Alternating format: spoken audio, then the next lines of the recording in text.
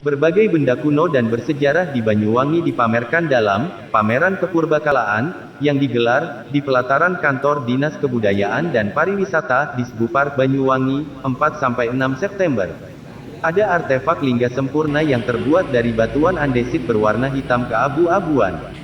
Artefak ini biasanya digunakan umat Hindu sebagai sarana pemujaan pada Dewa Siwa. Ada pula stupika, yakni miniatur stupa yang terbuat dari tanah liat dan ditemukan di area situs Gumuk Klinting, Muncar. Artefak ini digunakan umat Buddha untuk sarana pemujaan terhadap Sang Buddha. Selain itu terdapat pula peninggalan lainnya berupa keris, tombak, dan arca. Dalam pameran itu pengunjung juga bisa melihat benda-benda purbakala lainnya yang ditempatkan di Museum Blambangan, seperti koleksi lukisan kuno, barang-barang antik, foto-foto Banyuwangi tempo dulu, dan mengunjungi pusat informasi Geopark Ijen. Kegiatan ini juga diisi dengan pengenalan tentang Geopark Ijen kepada para pelajar yang dihadiri para pelajar. Mereka dikenalkan bahwa benda-benda purbakala memanfaatkan material geologi yang ada di sekitarnya. Misalnya, Kerajaan Macan Putih yang terlihat dari sisa bangunannya di daerah Kabat memakai bata yang materialnya berasal dari endapan Gunung Api Raung, sehingga dari sisi kekuatan jauh lebih baik daripada batu bata sekarang. Selain perkenalan tentang Geopark, kegiatan ini juga diisi dengan kajian benda museum yang menghadirkan tim ahli cagar budaya Provinsi Jawa Timur, khusus untuk mengulik beberapa peninggalan benda purbakala. Kemudian di hari terakhir, akan ada pembacaan dan pengenalan Lontar Yusuf dengan menghadirkan pelakunya langsung dari Desa Kemiren dan Jambesari.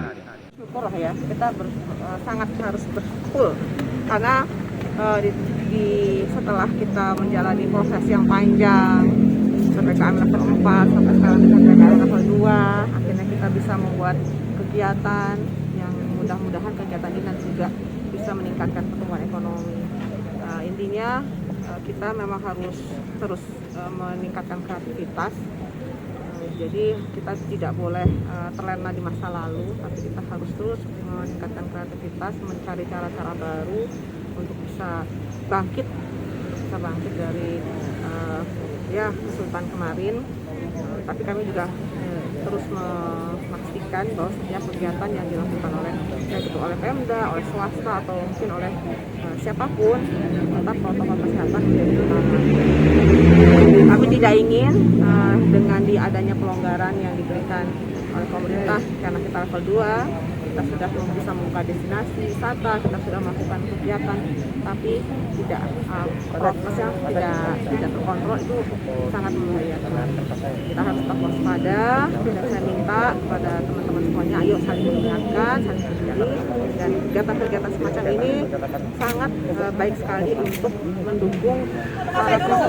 Kita akan menyampaikan orang yang datang ke sini dikasih kupon, ya, lalu mereka bisa tukarkan dengan menu yang ada di sini.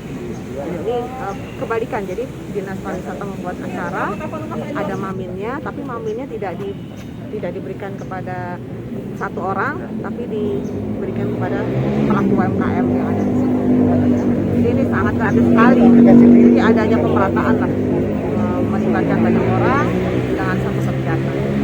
Mudah-mudahan ini kegiatan seperti ini nanti bisa terus berlanjut. Kita berharap festival bisa kita laksanakan lagi, tapi dengan memang konsep yang sangat berbeda, downhill. Mudah-mudahan di akhir Oktober bisa kita laksanakan. Lalu juga ada maraton, ya. Lalu juga nanti tahun 2022 juga ada surfing nasional. Mudah-mudahan ini bisa berjalan lah. Saya berharap, karena kalau ini bisa berjalan, teman-teman pelaku seniman juga sudah mulai kita libatkan, ya. Mudah-mudahan dengan ini ekonomi kita bisa pulih. Bagaimana bisa muncul ini, Pak? Ya, yang pertama ini adalah sebenarnya bentuk apresiasi ya dari pemerintah pusat melalui anggaran DAK. Kita kan tiap tahun kan konsisten menyelenggarakan festival, utamanya bertemakan tentang budaya, dan kekuatan kita juga tidak hanya sekedar seni dan budaya, tetapi juga kepada cagar budayanya. Alhamdulillah di 2 tahun berturut-turut ini kita diberikan bantuan support anggaran untuk revitalisasi museum termasuk penyelenggaraan pameran. Itu Mas Ilai. Apa yang dipamerkan? Ya, hari ini tentu masterpiece yang dimiliki oleh Museum Blambangan. Ada teman-teman juga memamerkan tentang stupa, tentang lingga, tentang penemuan-penemuan kita di zaman dulu. Itu yang pertama. Yang kedua juga ada barang-barang yang menjadi sejarah nenek moyang kita. Banyuwangi tempo dulu, suku Using, ya, terus foto-foto bagaimana kita juga mengetahui sejarah Banyuwangi Timur itu juga dipamerkan di sini. Di samping itu juga ada lukisan dan benda-benda prasejarah lainnya yang dimiliki oleh teman-teman kolektor. Selain itu apa aja kegiatan? Kegiatannya tidak hanya sekedar pameran, tetapi kita juga ada workshop, ada sosialisasi ke anak-anak sekolah. Jadi hari pertama itu ada sosialisasi anak-anak sekolah, hari ini juga ada workshop, besok juga ada workshop kepada teman-teman pelaku cagar budaya. Juga ada sosialisasi kepada desa terkait dengan bagaimana desa yang punya potensi cagar budaya itu kita dorong untuk memiliki museum desa. Karena kita tahu potensi Banyuwangi kan banyak banget ya.